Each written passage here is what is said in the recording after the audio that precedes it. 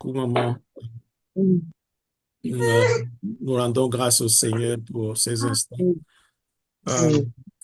le thème de la retraite tel qu'il nous a été communiqué, c'est la folie du monde, sagesse des dieux. Amen. Amen. Amen.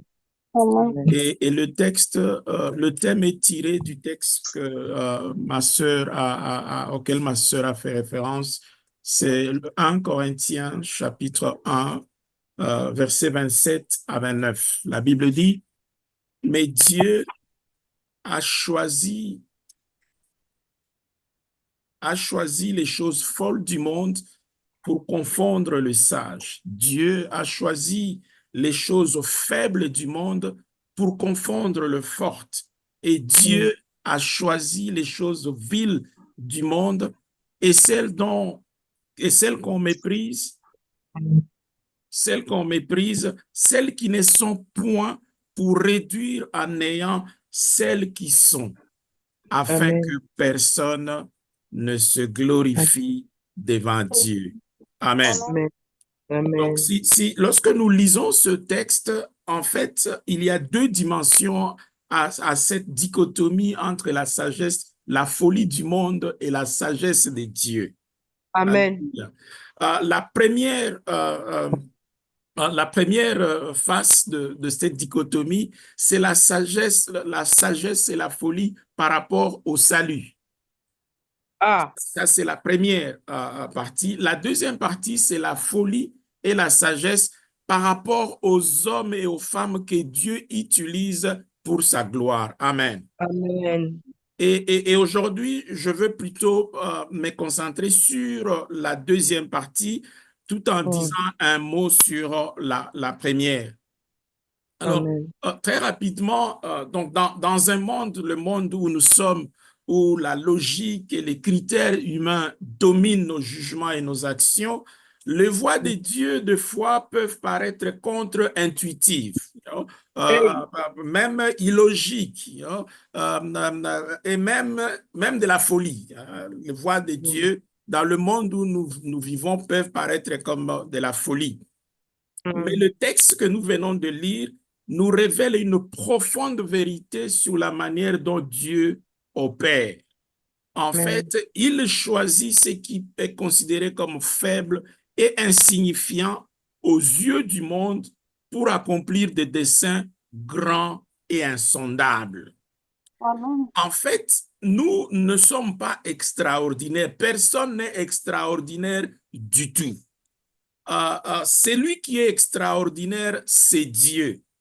Mais lorsque les dieux extraordinaires travaillent avec un homme ordinaire, ouais, ils font des choses extraordinaires.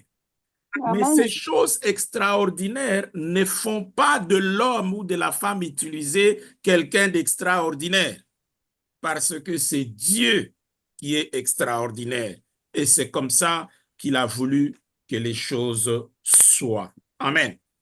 Amen. Juste un mot sur la folie du salut. Et notre sœur nous a rappelé la plupart de ces textes ici.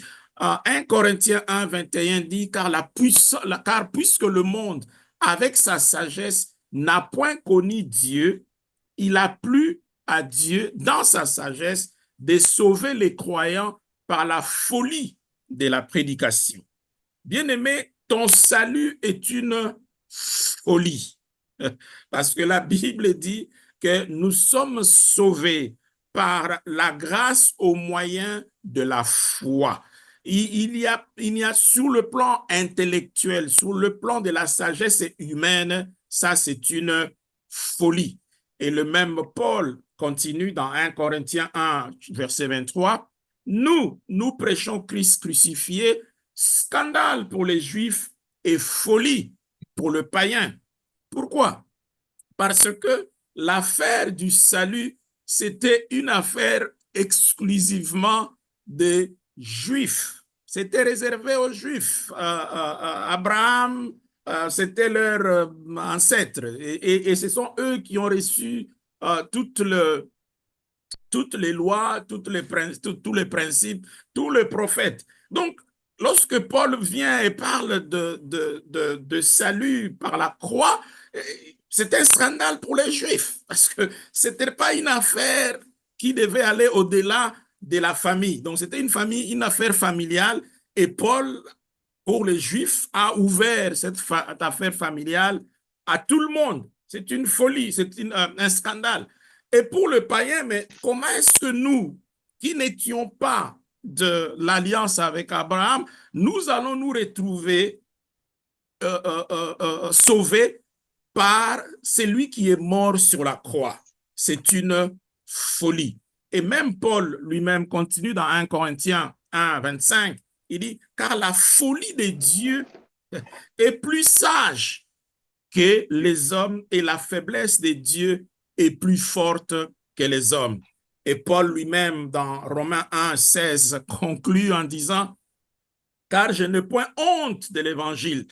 C'est la puissance de Dieu pour le salut de quiconque croit, du juif premièrement, puis du grec. Le grec, ça symbolisait tous les païens. Donc, en un mot, le salut lui-même, le choix que Dieu a fait de nous pour nous sauver est une folie. Et en fait, tout ceci souligne ce que j'appelle l'inversion des valeurs mondaines. Cette dichotomie entre la folie du monde et la sagesse de Dieu, c'est en fait l'expression d'une inversion de valeurs dans le monde dans lequel nous vivons. Dans le royaume de Dieu, les critères de valeur sont radicalement différents de ceux du monde. Lorsque nous lisons les béatitudes, par exemple, on y trouve on proclame bienheureux le pauvre en esprit, le doux et ceux qui pleurent. Ça, c'est une folie pour le monde. De même, les valeurs, ces valeurs, donc les valeurs les valeurs de Dieu, les critères de Dieu, contrastent fortement avec la recherche mondaine de richesse, de pouvoir, de succès. Lorsque vous lisez, récemment j'étais en train de lire le livre d'Apocalypse chapitre 20, versets 12 et 15 par exemple, la Bible dit ceci. Et j'ai vu les morts, les grands et les petits, qui se tenaient devant le trône. Des livres furent ouverts. Donc, les gens sont devant le jugement de Dieu. Donc, c'est après la grande tribulation, après le retour du Seigneur, il a régné pendant 1000 ans. Maintenant, à la fin de cette période de 1000 ans de règne, le texte dit, ça c'est Jean qui parle, je vis les morts et les grands et les petits qui se tenaient devant le trône de jugement de Dieu. Des livres, donc plusieurs livres furent ouverts. Mais en même temps, il dit, et un autre livre fut ouvert. C'est lui qui est le livre de vie. Et les morts furent jugés selon leur œuvre, d'après ce qui était écrit dans ce livre. Mais regardez ce que dit le verset 15. Quiconque ne fut pas trouvé écrit dans le livre de vie, donc dans ce seul livre-là, fut jeté dans le temps de feu. Maintenant, en quoi est-ce que cela correspond à cette dichotomie entre la folie du monde et la sagesse de Dieu? Dans la folie du monde, les critères d'excellence, c'est l'argent, c'est le travail, c'est le véhicule, c'est ceci ou cela. Tout cela va être écrit dans plusieurs livres. Donc, la Bible parle de plusieurs livres. Il y a des livres de souvenirs, par exemple. Donc, là-dedans, on pourra dire, oui, le frère John avait fait ça, ça, ça, ça, ça et ça. Et donc, il a droit à ceci. Un peu comme dans le cas de Mardoché, lorsque il s'est retrouvé en difficulté, le roi s'est souvenu dans le livre qui était écrit que Mardoché avait fait quelque chose en faveur du roi et en fonction de ça, il a droit à un traitement spécial. Mais tout ce livre-là n'ont pratiquement aucune valeur si ton nom n'est pas écrit dans le livre de vie. Amen. Alléluia. Mais que ton nom soit écrit dans le livre de vie, ça c'est une folie pour le monde. Il y a demandé autour de nous combien se bousculent pour que leur nom soit écrit dans le livre de vie. Amen. La majorité se bouscule pour que leur nom soit écrit dans les livres de voilà, quelqu'un a acheté autant, quelqu'un a 1 milliard, quelqu'un. Et c'est pour ça que lorsque le Seigneur a envoyé ses disciples prêcher, ils sont allés, ils ont fait des miracles, même les démons les ont obéis. Et en rentrant, ils disent au Seigneur, en tout cas, même les démons, c'est ce qui les avait réjouis, que même les démons les avaient obéis. Qu'est-ce que le Seigneur leur a dit? Non, ne vous réjouissez pas du fait que les démons vous ont obéi, mais réjouissez-vous du fait que vos noms sont écrits dans le livre de vie. Amen. Le succès par rapport au monde va être écrit quelque part parce que, comme on a dit, devant le Seigneur, il y aura plusieurs livres. Mais bien aimé, il n'y a qu'un seul livre qui compte. Hey. C'est le livre de vie.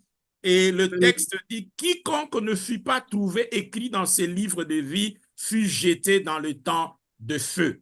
Et Amen. ça nous donne exactement deux types de situations. Il y a la folie du monde ou, entre guillemets, la sagesse du monde qui va nous amener, qui amène vers un endroit, et la folie ou la sagesse de Dieu qui amène vers un autre endroit. Et ma prière est que nous puissions prendre la résolution de suivre le chemin qui est construit par la sagesse et la folie de Dieu. Amen.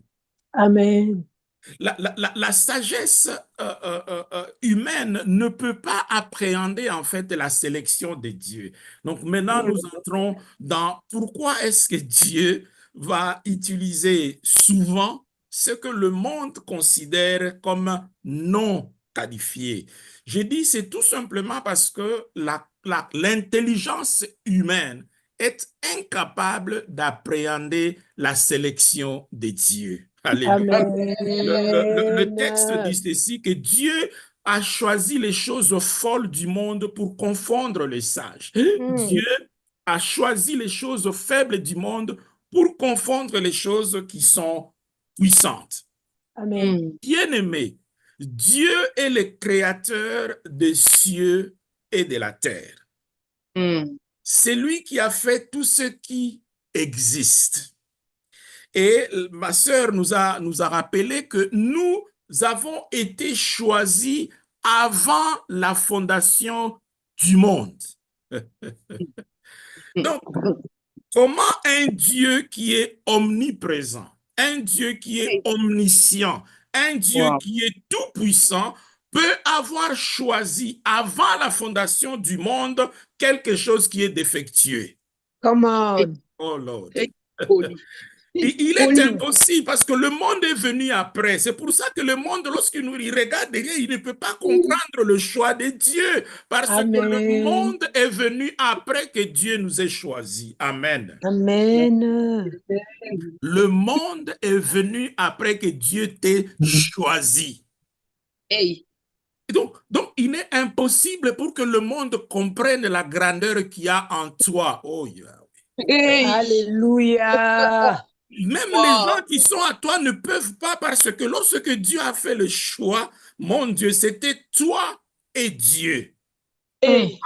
Et Dieu. C'est ainsi qu'il faut que tu arrêtes de trop écouter ceux qui sont autour de toi, qui veulent que tu reflètes quelque chose que eux ne peuvent pas comprendre. Alléluia. Hey. Amen. À travers l'histoire, Dieu n'a pas cherché des individus aux compétences éprouvées ou des héros évidents. Alléluia. Amen. Dieu cherche simplement des gens qui sont disponibles, qu'il a déjà qualifiés. Alléluia. Amen. Donc, il choisit des personnes ordinaires souvent négligé par la société pour démontrer que le vrai pouvoir, la vraie sagesse viennent de lui et de lui seul. Amen. Amen. Comme on a Amen. dit, si tu veux être extraordinaire, il faut que tu t'associes avec les dieux extraordinaires. Alléluia. Amen. Yes. Dieu Amen. cherche Yes. des hommes et des femmes ordinaires avec qui il va s'associer pour accomplir des choses extraordinaires. Alléluia. Amen. Yes.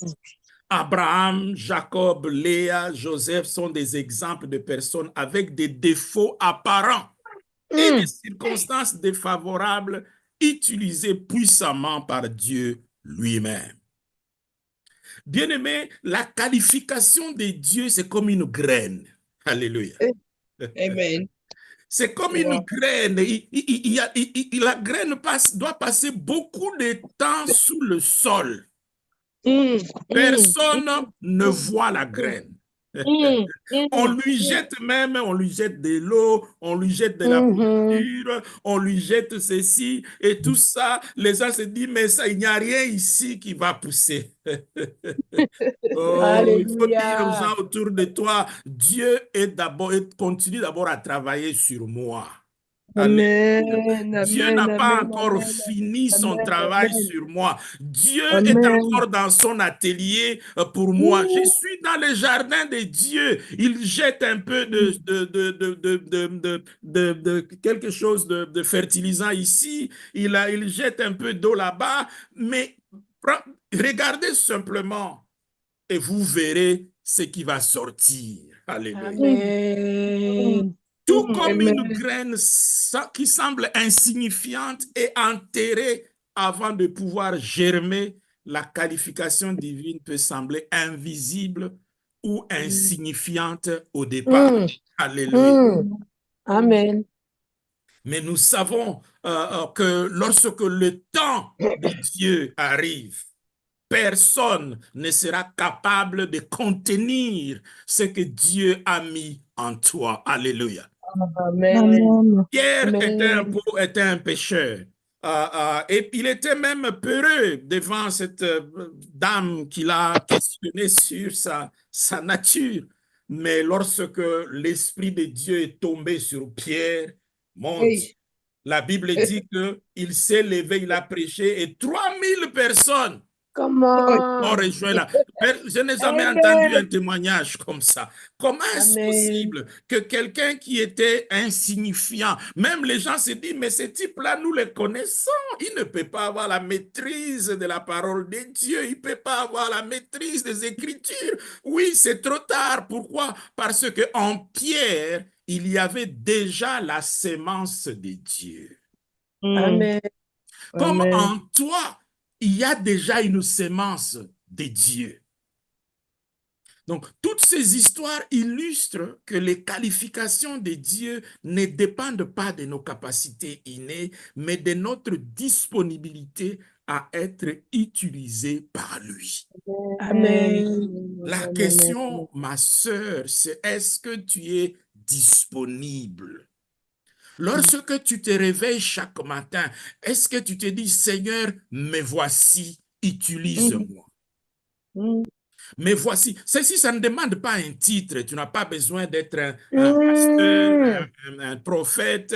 Non, non, non. Ça n'a pas de ici, tout simplement parce que tu es enfant de Dieu. Quand tu es enfant de Amen. Dieu, ça veut dire qu'il y a la sémence de Dieu en toi. Et cette sémence de Dieu n'attend que d'être utilisée. Et c'est là ta part. Ma part, c'est d'être disponible. Alléluia. Gloire à Jésus. Amen. La souveraineté de Dieu, Dieu exerce sa souveraineté dans les choix de moyens qu'il utilise. Je le dis encore, Dieu exerce sa souveraineté dans le choix de moyens qu'il utilise. 1 Amen. Corinthiens 1, 29 dit, et que personne ne mette sa gloire dans les hommes. Amen. Nzambe. Personne ne mette sa gloire dans les hommes. Ça, c'est ce que Dieu a dit. Il ne veut pas que quelqu'un, que toi, tu t'honores. Oh, si ce n'était pas mon oncle tel, si ce n'était pas ma soeur telle. Non, Dieu ne veut pas de tout ça. C'est pour ça que il emploie ce que le monde juge faible, sans valeur. Dieu assure que la gloire revienne à lui et à lui seul. Amen. Amen.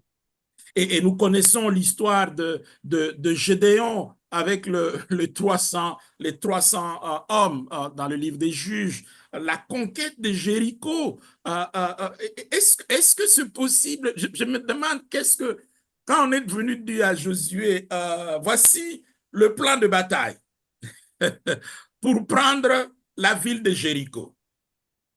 Vous devez tourner autour de la ville. Ça, c'était une folie. Jamais dans une école militaire, on va aller vous apprendre que non, pour gagner une guerre, il faut tourner autour de la ville. Amen. Ça, c'était une folie. Mais je me dis, je voyais, bon, évidemment, Josué était rempli du Saint-Esprit, mais si c'était un bon Congolais là, il a dit, mais aux Aliboma. Alléluia. Mais c'est ça, Dieu. Parce qu'il opère souvent en dehors des attentes humaines, utilisant des stratégies qui semblent folles pour confirmer que la victoire appartient à Dieu et non aux hommes. Amen. Bien-aimé, comme on a dit, la croix de Christ, c'est l'exemple le plus poignant de la folie de Dieu qui se révèle être la sagesse suprême. Come on.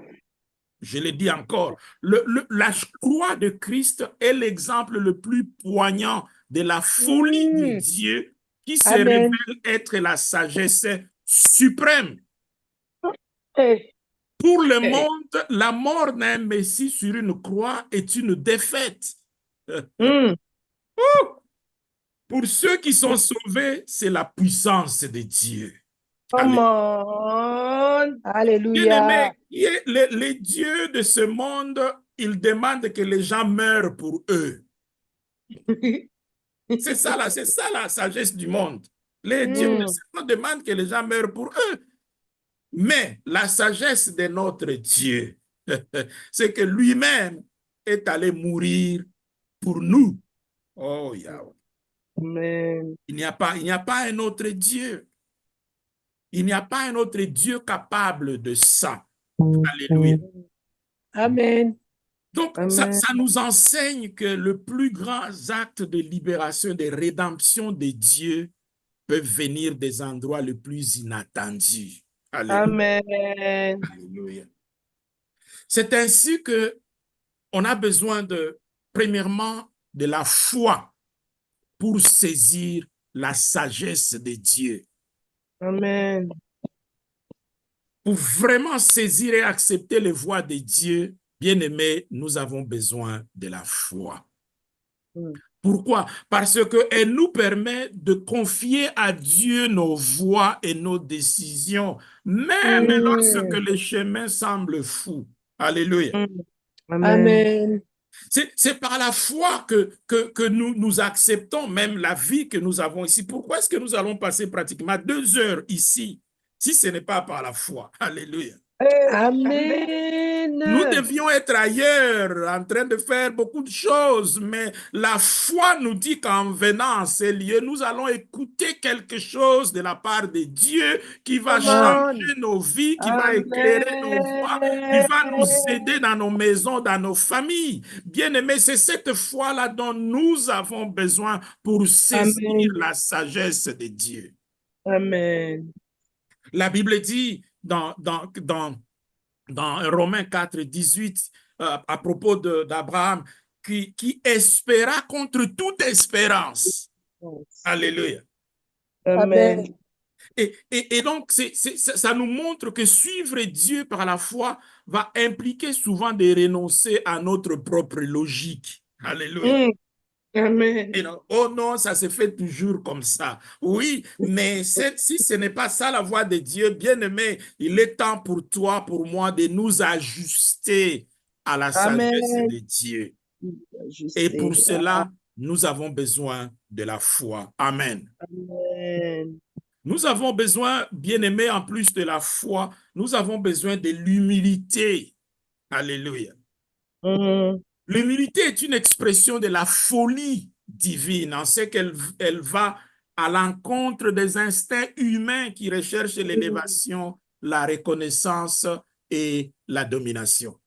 Donc, on a besoin de l'humilité. Dans un monde qui prône l'ascension sociale, la réussite visible à tout prix, choisir l'humilité peut sembler naïf ou même absurde.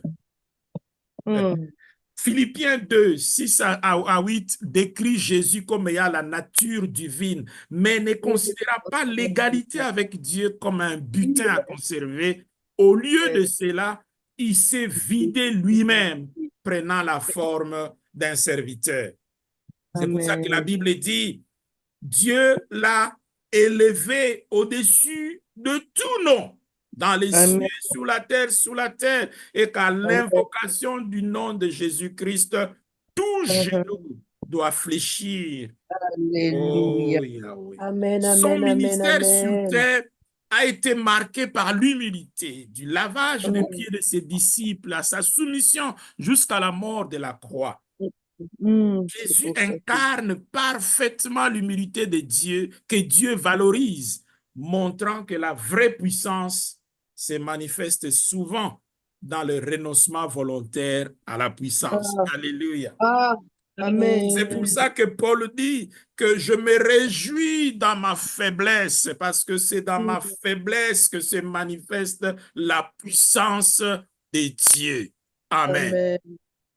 Lorsque tu acceptes d'adopter la position d'humilité, c'est à ce moment-là que tu permets à Dieu de prendre les dessus. Ça peut paraître comme une folie par rapport au monde, parce que dans le monde, nous sommes dans un environnement de compétition. Nous voulons réagir. Nous sommes comme quelqu'un a dit à Kin, des coups sur coups. Donc, tu me fais ceci, je fais cela. Non, bien-aimé. Oh, notre combat à nous ne nous battons pas contre le sang, la chair et le sang. Alléluia.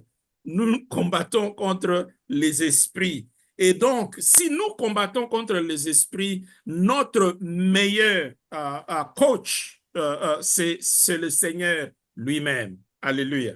Mais le Seigneur ne peut pas intervenir si nous n'acceptons pas de nous rabaisser. Alléluia. Amen. Et l'autre point important, c'est l'intimité avec le Saint-Esprit. Alléluia.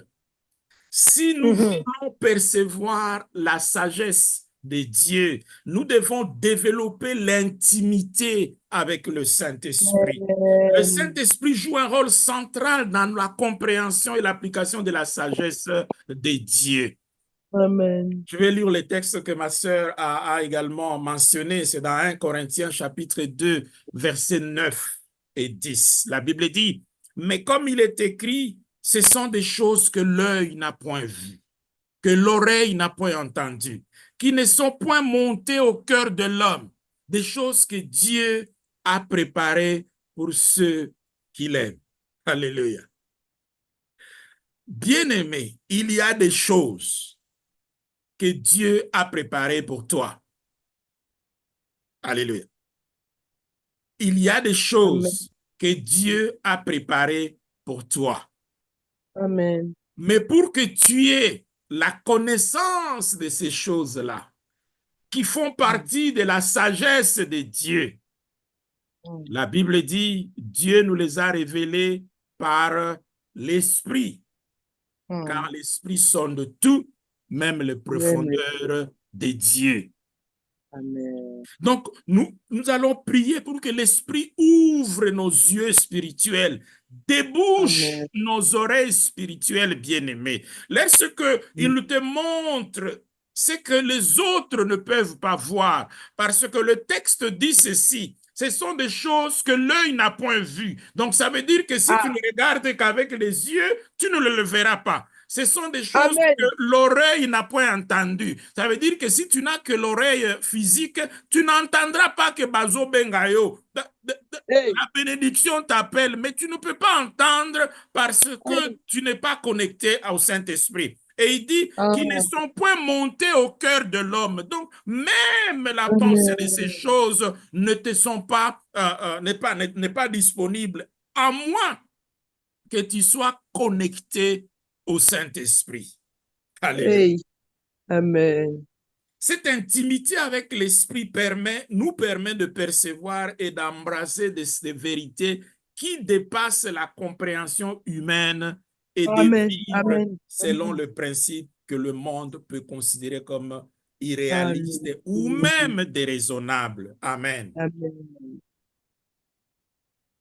L'intimité avec le Saint-Esprit implique un engagement constant dans la prière, bien-aimé, la méditation de la parole de Dieu et l'obéissance de ses directives. Amen. Amen. Ça, c'est important. Et cette relation ne se limite pas à des moments de dévotion. Oh non, je dois aller à l'église pour rencontrer le Saint-Esprit. Non. Non, le Saint-Esprit habite en nous. Oui. Amen. Donc, ça veut dire que nous devons développer cette intimité avec lui à chaque moment de nos vies. Alléluia. Amen. Et activement chercher la recommandation du Saint-Esprit pour chaque décision, chaque relation, chaque activité dans laquelle nous sommes impliqués. Amen. Amen. Amen. Alors, je veux dire ceci. Ne te sous-estime pas. Oh. Amen. Il y a du Dieu en toi. Je ne sais même pas si c'est du bon français. Amen.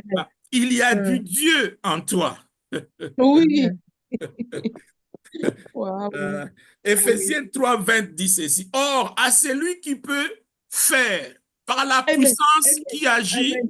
en Amen. nous, Amen. Amen. infiniment au-delà de tout ce que nous Amen. demandons ou pensons. Bien-aimé, il y a du Wow. Dieu en toi.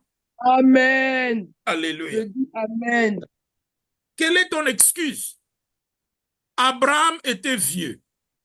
Jacob n'était pas sûr de lui. Léa n'était pas attirante. Joseph était maltraité. Moïse bégayait. Gédéon Hey. était pauvre. Samson Hey. était codépendant. Rahab était Oh. prostituée. David avait une liaison inappropriée, toutes sortes de problèmes familiaux. Hey. Élie était suicidaire. My Jérémie God. était déprimé. Ouh. Jonas était réticent. Naomi était veuve. Jean-Baptiste était excentrique. Pierre était Hey. impulsif et colérique. Oh. Marthe s'inquiétait beaucoup. La Samaritaine avait plusieurs mariages ratés. Zachée était impopulaire.